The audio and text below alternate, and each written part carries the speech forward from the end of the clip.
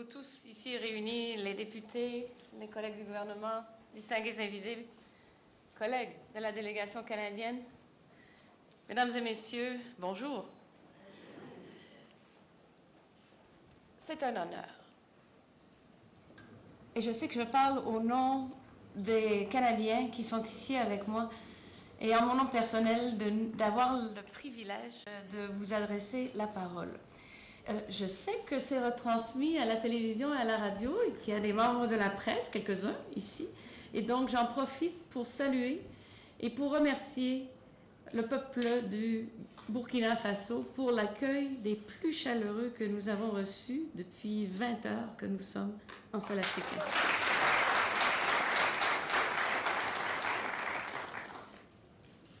Je disais un peu plus tôt en assemblée que c'est ma première visite en Afrique.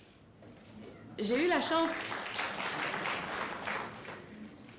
de la voir d'une autre plateforme, on y reviendra, mais c'est la première fois que je mets les pieds en Afrique et je crois que c'est tout à fait approprié que cette première visite, non seulement personnelle, mais en tant que gouverneur général du Canada, s'effectue ici, au Burkina Faso.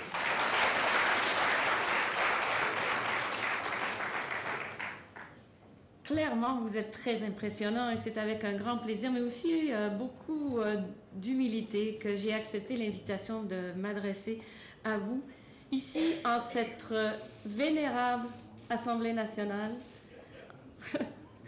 en cette institution phare et tellement importante pour la démocratie de votre pays. Ce que vous effectuez ici tous les jours fait avancer votre pays. Cette année, le Canada et le Burkina Faso célèbrent 56 ans de relations diplomatiques, donc presque tout de suite après l'indépendance de la Haute-Volta. Depuis 1960, toutefois, le monde, notre monde, a connu de profondes transformations.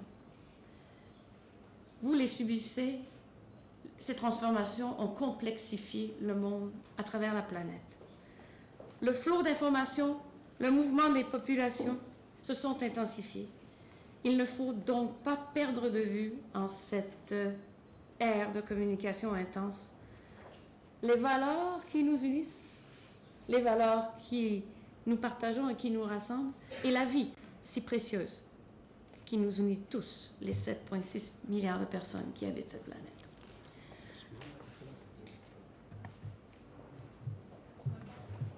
Ah, merci. Petit ajustement. L'engagement du Canada envers le Burkina Faso s'effectue à plusieurs niveaux, économique, technique, en soutien au développement du pays et de sa population et de ses institutions parlementaires, dont, comme vous l'avez mentionné, Monsieur le Président, le projet d'appui à la démocratie.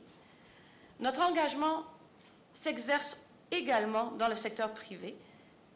Le Canada est le plus important investisseur privé au Burkina Faso. Nous avons des représentants de ces investisseurs ici même dans la délégation. Nous en sommes très fiers et nous souhaitons continuer dans la même direction. Nous sommes des alliés, des amis et des partenaires. Et nous devons continuer à travailler ensemble. C'est la raison pour laquelle nous sommes ici aujourd'hui pour témoigner de notre engagement renouvelé pour le Burkina Faso. Je dois vous dire que c'est un plaisir d'arriver ici dans la grande capitale de Ouagadougou. Et aujourd'hui, nous avons déjà eu l'occasion d'échanger avec des gens et c'est un pays extraordinaire.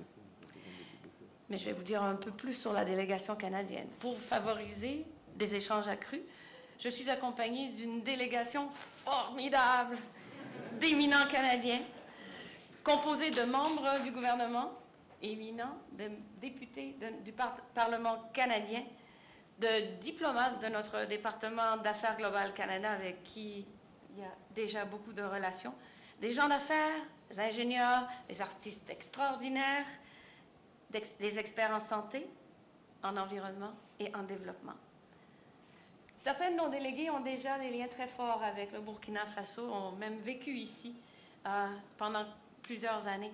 Mais la plupart d'entre nous, c'est une première Et nous sommes enchantés, nous avons très hâte de continuer à aller à la rencontre des Burkinabés et de découvrir votre pays.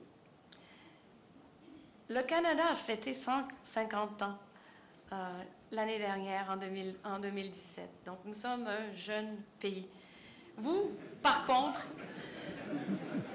êtes porteur d'une histoire millénaire et abritez, et en cela, vous nous ressemblez, une diversité ethnique remarquable. Le Burkina Faso est un pays unique et d'une grande richesse. J'ai d'ailleurs eu l'occasion de le voir de haut, de cette plateforme qu'on appelle l'espace, à de nombreuses reprises, car, comme on l'a mentionné, avant de devenir gouverneur général du Canada, j'étais astronaute. Et j'ai eu l'opportunité de voyager à 2 reprises dans l'espace, à bord d'une navette spatiale, mais pour construire ce qu'on appelle aujourd'hui la Station spatiale internationale, qui est toujours en orbite autour de la Terre. Elle y est depuis 18 ans et y est habitée depuis 18 ans par des astronautes qui viennent de divers pays. Quand on regarde ce projet, on se dit une station spatiale en orbite de la Terre. Pourquoi? Pour faire avancer les connaissances, pour travailler ensemble, pour faire un projet qui demande nos valeurs, nos cerveaux, nos ressources, pour apprendre à travailler ensemble et pour pouvoir peut-être un jour repousser la frontière du monde connu, car ceci fait partie de la curiosité humaine. Lorsqu'il y a une frontière, on va toujours essayer de la repousser, c'est inévitable.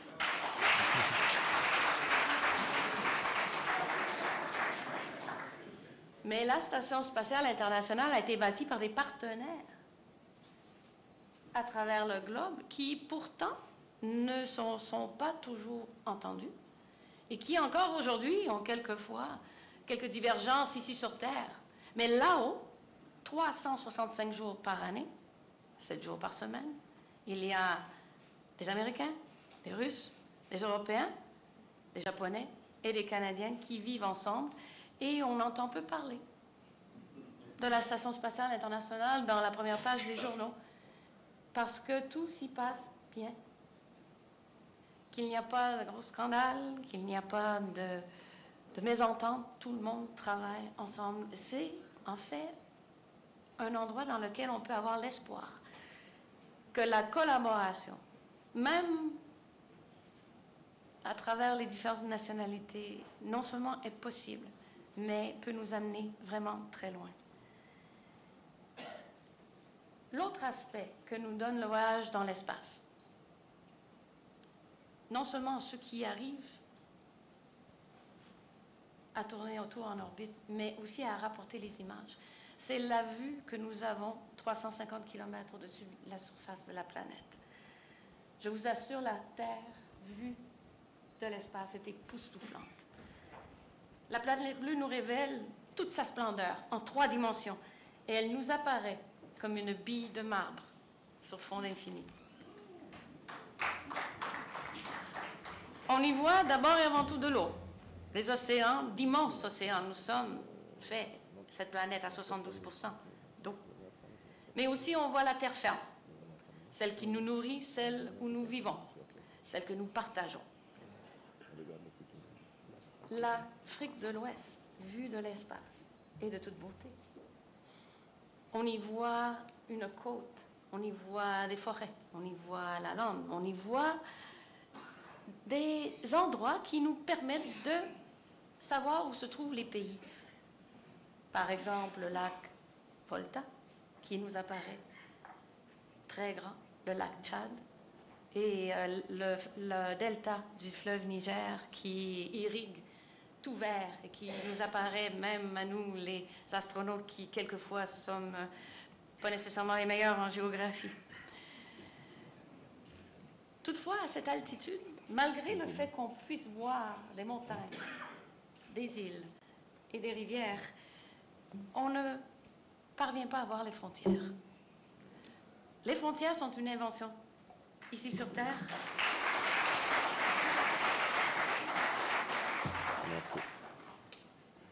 Qui ne se perpétue pas. Lorsqu'on regarde la Terre, elle nous apparaît telle qu'elle est, l'endroit où nous vivons tous.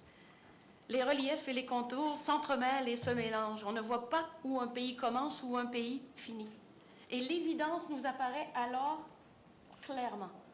Nous partageons tous, inextricablement, le même vaisseau spatial planétaire, notre planète. Et c'est la raison pourquoi la collaboration entre nous est si importante, pour nous tous. Il est essentiel que nous travaillions ensemble afin d'assurer l'utilisation et le développement durable de notre planète et que nous travaillions ensemble pour partager ces richesses équitablement et délibérément afin d'assurer l'avenir de toutes les communautés et de nos enfants. Je sais que les institutions du gouvernement burkinabé, les organisations internationales ici représentées ainsi que la communauté des pays qui sont aussi ici représentés, nous travaillons tous et nous partageons tous le même souci, que cette collaboration soit fructueuse. Ce matin, avec le président Kaboré, nous avons discuté de ces grands enjeux ainsi que des sujets d'intérêt pour nos deux pays. Le développement économique et social, le service aux populations, mais la lutte à la pauvreté, l'accès à l'éducation pour tous, une priorité pour votre pays, essentielle pour son développement et sa prospérité. Le renforcement des valeurs démocratiques et l'importance de la place et de la santé des femmes, ici même au Burkina Faso. Nous avons aussi discuté du rôle crucial que joue la science, le savoir, la technologie, l'innovation dans le processus de développement de votre pays. Et bien entendu, nous avons évoqué les questions de sécurité qui vous touchent si particulièrement. D'ailleurs, ce matin, nous sommes allés porter une gerbe à l'endroit des attentats de janvier 2016. Et je tiens à exprimer en mon nom personnel et au nom de tous les Canadiens notre profonde solidarité envers le peuple burkinabé, alors que vous faites face à des effets et de graves conséquences liées aux attaques terroristes. Au Canada, nous avons perdu des ressortissants canadiens lors des attentats de 2016 et de 2017. Vous pouvez être sûr que nous sommes à vos côtés dans la lutte contre le terrorisme.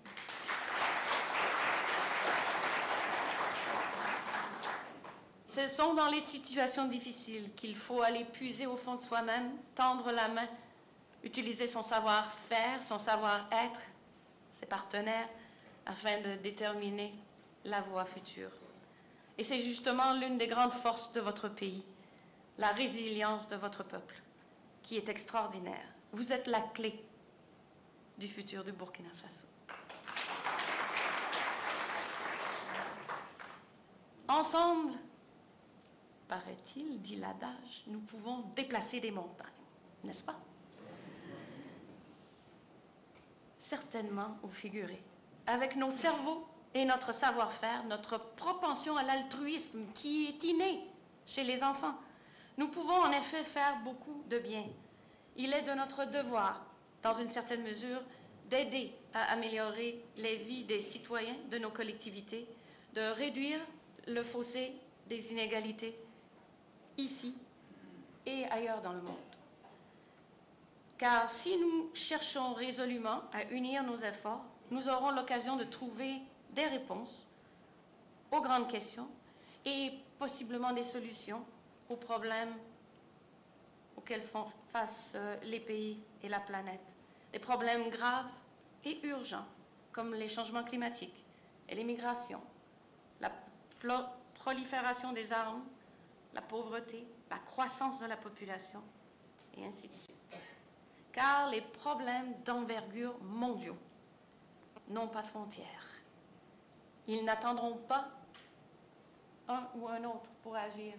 Nous devons clairement y mettre toute notre attention. Permettez-moi d'ailleurs de puiser dans la riche culture africaine un proverbe qui dit « Tout seul, on va plus vite, mais ensemble, on va plus loin ». Et comme parlementaire,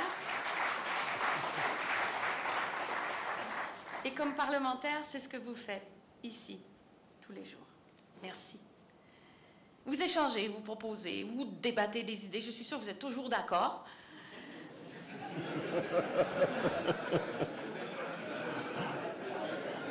Canada, on est toujours d'accord aussi.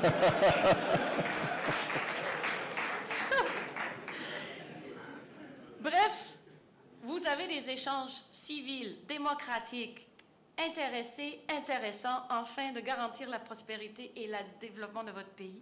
Il y a encore beaucoup à faire, il y a toujours beaucoup à faire.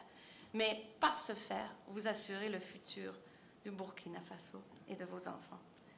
Nos deux États, le Canada et le Burkina Faso, partagent de nombreuses valeurs fondamentales.